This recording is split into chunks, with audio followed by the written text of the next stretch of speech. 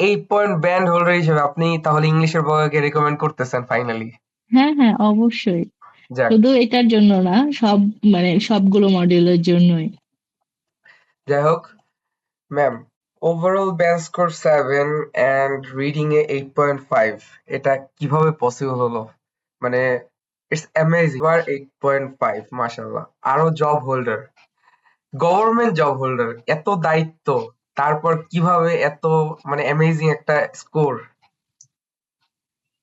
Reading ভালো হওয়ার পেছনে কারণ আমি প্রচুর বই পড়ি, ইংরেজি বই পড়ি।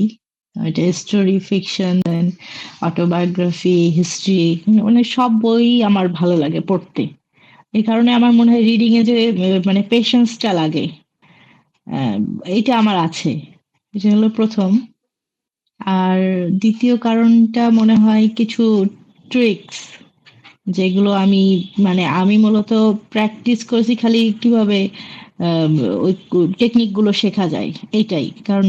রিডিং বা প্যারাফ্রেজিং যেটা বলে, যেটা বা কোনো এটা ভাবার্থ বোঝা, সবসময় তো সব ওয়ার্ডের অর্থ জানবো না, কিন্তু আশেপাশের শব্দের সাথে মিল রেখে ভাবটা বুঝে আগাতে হবে। এইটা মোটামুটি আমি অর্থটা বুঝতে পারতাম, এই কারণে আমি ওইটাতে অত গুরুত্ব দিইনি। কিন্তু টেকনিক, যেমন আমার প্রথম দিকে এই যে লিস্ট অফ হেডিংস নিয়ে খুব সমস্যা হতো, কিন্তু আমি যখন টেকনিকটা শিখলাম যে সেন্টেন্স প্রথমটা বা 2 নাম্বার সেন্টেন্স পর্যন্ত গেলে ওইখানে একটা সিনোনিম পাওয়া যাবেই যাবে। হেডিং এর সাথে, তো এইটা দিয়ে আগানোর ফলে আমার কাছে এত ইজি হয়ে গেল যে আমি যখন প্র্যাকটিস করছি আমার 10-এ 10 পাচ্ছি। ওই হেডিং আলাদা আলাদা করে আমি এইগুলো প্র্যাকটিস করে কোনটাতে দুর্বলতা ওইটা দেখেছি।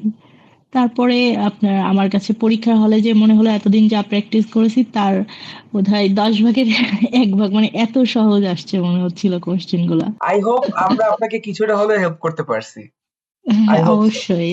অনেক, অনেক। ওই যে বললাম যে গোল সেট করাটাই যেহেতু আসল, আমি তো আমার গোলটাই তো সেট হয়ে গেছে এখানে। হ্যাঁ, যাক, আমি যখন ফার্স্টে যখন আপনার সাথে কথা বললাম, তখন তো প্রথমে আমার আমি একদমই মানে জানতামই না যে আমি কোথা থেকে শুরু করব। আমার তো একটা পয়েন্ট লাগবে, স্টার্টিং পয়েন্টটা ছিল এটা। ইংলিশের পোকার সাথে আমার স্টার্টিং পয়েন্ট, আপনি যখন আমার সাথে ম্যাটেরিয়ালস গুলো শেয়ার করলেন, যদিও আমি খুবই অনিয়মিত ছিলাম, তারপরেও আমি ওই ম্যাটেরিয়ালস গুলো থেকে কিভাবে আগাতে হবে আমি অ্যাটলিস্ট এই ধারণাটা, আউটলাইনটা তো পেয়েছি। তারপরে আমি আস্তে আস্তে যখন সময় করতে পেরেছি, আমার ভেতর থেকে যখন মনে হয়েছে যে হ্যাঁ, আমি হয়তো আরেকটু ভালো করতে পারতাম, অবভিয়াসলি আমার কাছে মনে হয় যে তাও আমার খুব যে ভালো করে ফেলেছি এরকম না, কিন্তু তারপরে আমার কাছে মনে হয়েছে যে ভবিষ্যতে হয়তো এইটা দিয়ে আমি আরো ভালো কিছু, আমার তো আরো কিছু করার সুযোগ আছে, এই আর কি। আমার ভেতরে ভালো করার মতো একটা তাড়না আসছে, আচ্ছা, এটাই সিম্পলি যদি ইম্পর্টেন্ট। বলেন তাহলে রিডিং এর জন্য মানে এক সেন্টেন্সে যদি কাউকে টিপস দিতে চান যে রিডিং এ এটা করলে হায়ার ব্যান্ড স্কোর পাওয়া সম্ভব, মানে আপনার যে মাইন্ডসেট এটা কি এক সেন্টেন্সে যদি বলতে হয়? ইজ ইট প্র্যাকটিস অর মানে বইয়ের হ্যাঁ, পোকা হওয়া? না, বইয়ের পোকা তো সবাই হবে না।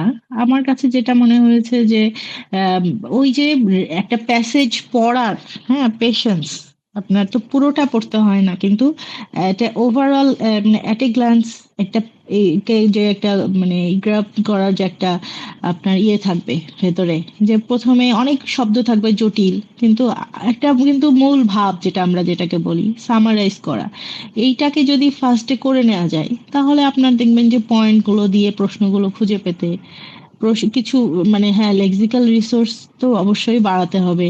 সিনোনিম গুলো জানা থাকলে এটা অনেক হেল্প করে। কিছু টেকনিকও আছে যেটা বললাম হেডিং এর ক্ষেত্রে বা ওই এগুলোর ক্ষেত্রে, কিছু কিছু ক্ষেত্রে টেকনিক কাজ করে, কিন্তু বেসিক্যালি আমার কাছে মনে হয়েছে যে লিঙ্ক আপ করতে পারা কোশ্চেনের সাথে, যেহেতু প্যারাগ্রাফগুলোর মধ্যেই আমার উত্তরটা আছে, টা জাস্ট সময়টা আমরা যেহেতু যদি ভালো মতো ম্যানেজ করতে পারি, তাহলে আমার কাছে মনে হয় যে ইট উইল হেল্প। আচ্ছা, আম অ্যাজ লাইক আমার ক্লাসে আমি যে আপনাকে লিস্ট অফ হেডিং ওভারঅল যে একটা স্ট্র্যাটেজি গুলো শিখেছিলাম, এগুলো কি হুম ইফেক্টিভ হুম। লাগছে আপনার কাছে? হ্যাঁ, হ্যাঁ, এটা তো ওই তো বললাম যে আমি তো আহ, আগেও একবার আইএলটিএস দিয়েছিলাম, কিন্তু আমার কাছে মনে হয়েছে যে হ্যাঁ বেসিক আছে মোটামুটি, কিন্তু ওই যে একটা প্রপার গাইডলাইন বা হচ্ছে যে ওই টেকনিক গুলো যে প্রয়োজন, এই জিনিসটা আমি ফিল করেছি আপনার কাছে যখন পড়লাম। তখন যাক, আমি এই জিনিসগুলো পড়ে আমার কাছে আমি নিজেকে আরেকটু শার্প করেছি, এটা তো তাহলে obviously. As like 8 point band holder হিসেবে আপনি তাহলে ইংলিশের বইকে রেকমেন্ড করতেছেন ফাইনালি। হ্যাঁ, হ্যাঁ, অবশ্যই। যাক, শুধু এটার জন্য না, সব মানে সবগুলো মডিউলের জন্যই যাক, আমি আলহামদুলিল্লাহ। রিকমেন্ড করছি।